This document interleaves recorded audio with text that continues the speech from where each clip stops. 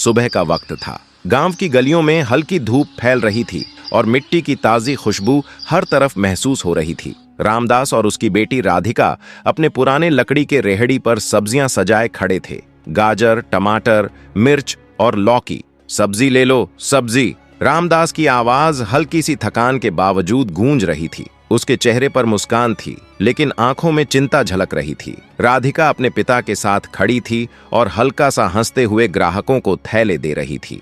वह जानती थी कि उनके पास बहुत पैसा नहीं है, लेकिन ईमानदारी और मेहनत से ही उन्हें गुजारा करना पड़ता है। कुछ ही देर में एक बुजुर्ग ग्राहक आए। उन्होंने रामदास से गाजर और टमाटर खरीदे। राधिका ने प्यार से थैला पकड़ा और बोली, ये लीजिए चाचा, बाकी पैसे रख लीजिए। बुजुर्ग मुस्कुराए और दुआ दी। भगवान तुम्हारा भला करे बेटा। फिर रामदास ने अपनी बेटी से कहा, बेटा तुम्हारी माँ इंतजार कर रही होगी, खाना बनाने के लिए लकड़ी ले आओ। राधिका ने हंसकर जवाब दिया, जी बाबा, अब भी जाती हूँ।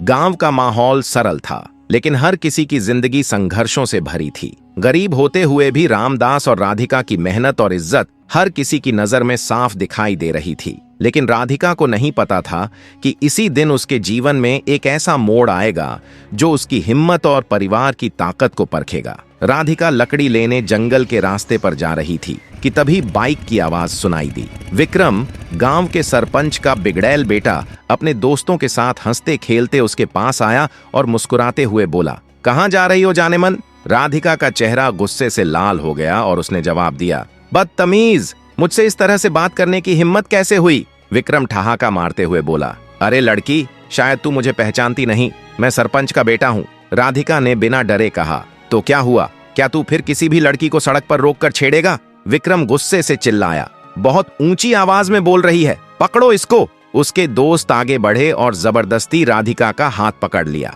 राधिका रोते हुए चिल्लाई, छोड़ो मुझे, यह गलत है। लेकिन विक्रम हंसते हुए बोला, आज बता दूंगा मैं कौन हूं, दिखाऊं ताकत। राधिका ने पूरी ताकत से संघर्ष किया, पर उसकी चीखें सुनने वाला आसपास कोई नहीं था। आंसू उसके चेहरे पर बह रहे थे और उसने जोर से पुकारा, कृपया छोड़ दो, मुझे जाने दो, तुम लोग ऐसा क्यों कर रहे हो? विक्रम ने हंसते हुए ताना मारा, डर गई? अभी तो बस शुरुआत है, आवाज बंद कर। उसके दोस्त भी उसे दबाते हुए बोले, चुप रहो, ज्यादा हीरोइन बन रही है। राधिका ने कांपती आवाज में चिल्लाया, तुम लोगों को शर्म नहीं आती? मैं अकेली लड़की हूं, भगवान से डरो। लेकिन विक्रम जोर से बोला, आज कोई नहीं बचाएगा तुम्हें, जितना चीखना है चीख लो। राधिका ने पूरी ताकत से खुद को छुड़ाया और उन्हें जोर से धक्का दिया, तुम्हारी सोच गंदी है, मैं डरूंगी नहीं।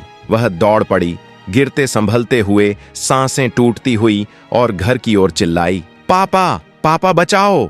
रामदास अपनी बेटी राधिका को रोते हुए देखकर बेहद परेशान और क्रोधित हो गए। उनका दिल फट सा गया जब उन्होंने उसकी आंसू भरी आंखें और कांपती आवाज देखी। उन्होंने धीरे से पूछा, बोल बेटा, क्या हुआ? राधिका फूट फूट कर रो पड़ी और अपने गुस्से और डर के बीच बोली, पापा, आज सरपंच के लड़के ने मेरे साथ बीच गांव में बदतमीजी की। उसने मुझे डराया और जबरदस्ती छेड़ने की कोशिश की। रामदास का शरीर क्रोध से कांप उठा। उन्होंने आवाज उठाते हुए कहा, उसकी इतनी हिम्मत कि मेरी बेटी को हाथ लगाए? नहीं, यह बर्दाश्त नहीं किया जाएगा। चल, अभी उसके खिलाफ कार्रवाई करनी होगी। राधिका ने पिता का हाथ मजबूती से पकड़ लिया और दोनों एक साथ न्याय के लिए बाहर निकलने की तैयारी करने लगे। रामदास गुस्से में सरपंच के दरवाजे पर चिल्लाए, सरपंच जी बाहर आइए।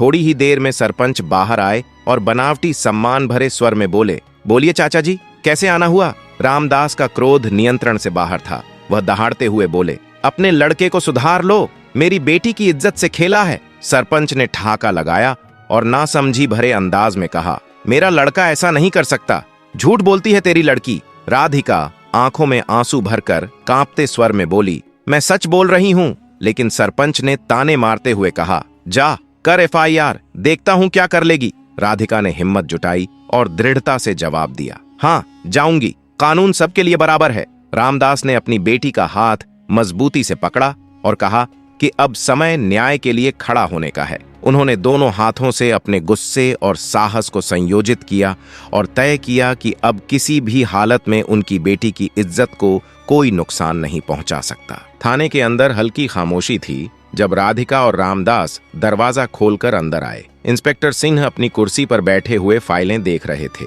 राधिका की हालत देखकर उन्होंने तुरंत उठकर गंभीर आवाज में पूछा, बोलो बेटा, क्या हुआ? राधिका की आवाज कांप रही थी, पर हिम्मत जुटाकर उसने पूरी घटना शुरू से अंत तक बता दी। विक्रम के रुकने से लेकर उसके बदतमीजी भरे शब्द, दोस्तों द्वारा हाथ पकड़ने तक सब कुछ। उसकी बात सुनकर इंस्पेक्टर सिंह के चेहरे पर तेज गुस्सा उभर आया। मेज पर हाथ मारते हुए उन्होंने कहा, सरपंच का लड़का गांव की लड़कियों को परेशान करता है। ये गुंडागर्दी मैं निकालूंगा। कानून उसके बाप का घर नहीं है। रामदास की आंखों से आंसू बह निकले और वे रोते हुए बोले, साहब हम गरीब लोग हैं, हमारी कोई नहीं सुनता, हर बार दबा देते हैं हमें। इंस्पेक्टर सिंह ने आगे बढ़कर रामदास के कंधे पर हाथ रखा और दृढ़ आवाज में कहा, अब हम हैं तुम्हारे साथ। आज किसी की औकात दिखानी है तो कानून दिखाएगा, न्याय मिलेगा आज ही। उन्होंने तुरंत सिपाहियों की तरफ मुड़कर आदेश दिया, चलो गाड़ी निकालो, अभी चलते हैं सरपंच के घर। सिपाही तेजी से हरकत में आ गए, हथकड़ियां और डंडे उठाए। थाने में जोश भर गया। राधिका ने अपने आंसू पोंछे। उसके चेहरे पर डर की जगह उम्मीद की चमक दिखाई देने लगी। आज पहली बार उसे लगा सच बोलना और लड़ना सही था। सरपंच के घर के सामने पुलिस जीप अचानक रुकी और इंस्पेक्टर सिंह तेज आवाज में चिल्लाए, कहां है वो गुंडा, बाहर निकल। विक्रम डरते डरते बाहर आया और कांपते हुए बोला, क्या हुआ साहब? इंस्पेक्टर ने उसका चेहरा देखते ही जोरदार थप्पड़ मारा और गरजते हुए कहा, बोलने की तमीज नहीं है? गांव की लड़की से बदतमीजी करेगा? विक्रम पीछे की ओर लड़खड़ाया और गिरते गिरते बचा। वह गिड़गिड़ाता हुआ बोला, साहब गलती हो गई, दोबारा नहीं होगा, मत मारिए। इंस्पेक्टर ने कॉलर पकड़कर जोर से झटका और कहा, छोड़ूंगा नहीं आज, बहुत बदमाशी दिखा चुका है। तभी विक्रम ने अचानक खुद को छुड़ाने की कोशिश की और भागने लगा, लेकिन सिपाहियों ने आगे बढ़कर उसे पकड़ लिया। धक्का मुक्की होने लगी। विक्रम चिल्लाया, मुझे छोड़ो, मैंने कुछ नहीं किया, सब झूठ है। इंस्पेक्टर गुस्से से दहाड़े, झूठ? पूरी गांव की बेटियां डरती हैं तुमसे, आज अकड़ तोड़ दूंगा। विक्रम चिल्लाकर बोला, मेरे बाप का नाम पता है, सरपंच है वो। इंस्पेक्टर ने फिर धक्का देकर जमीन पर गिराया और बोला, कानून तेरे बाप की जागीर नहीं, पकड़ो इसे, हथकड़ी लगाओ, इसे जेल में डालूंगा। राधिका ने अपनी पूरी हिम्मत जुटाकर तेज आवाज में कहा, आज पता चलेगा कि गरीब की इज्जत कितनी मजबूत होती है। तभी आसपास खड़े पूरे गांव वाले ताली बजाने लगे और जोर जोर से नारे लगाने लगे, इंसाफ चाहिए।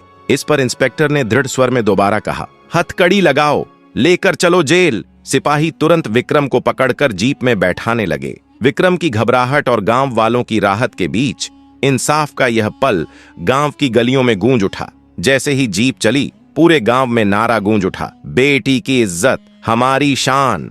यह दृश्य यह दिखा रहा था कि चाहे कोई कितना भी बड़ा क्यों ना हो, कानून और साहस की ताकत से हर अन्याय का अंत किया जा सकता है। राधिका की आंखों में अब डर नहीं था, बल्कि एक नई उम्मीद की चमक थी जो पूरे गांव में फैल रही थी। यह कहानी हमें एक बेहद महत्वपूर्ण सीख देती है, ना गरीब छोटा होता है, ना अमीर बड़ा। इज्जत हर किसी की बराबर होती है और किसी को भी अपने पद या धन के कारण दूसरों की इज्जत पर हाथ डालने का अधिकार नहीं है। राधिका और उसके पिता ने हमें दिखाया कि साहस, हिम्मत और सच्चाई की ताकत हमेशा किसी अन्याय को हराती है। कानून हमेशा सच के साथ खड़ा होता है और किसी भी स्थिति में हमें न्याय के लिए लड़ने से पीछे नहीं हटना चाहिए। अगर आप या आपके आसपास कोई अन्याय का शिकार हो रहा है तो चुप मत रहिए, आवाज उठाइए और सही कदम उठाइए। ये कहानी सिर्फ मनोरंजन ही नहीं, बल्कि हमें यह याद दिलाती है कि समाज में हर व्यक्ति की इज्जत और अधिकार समान है।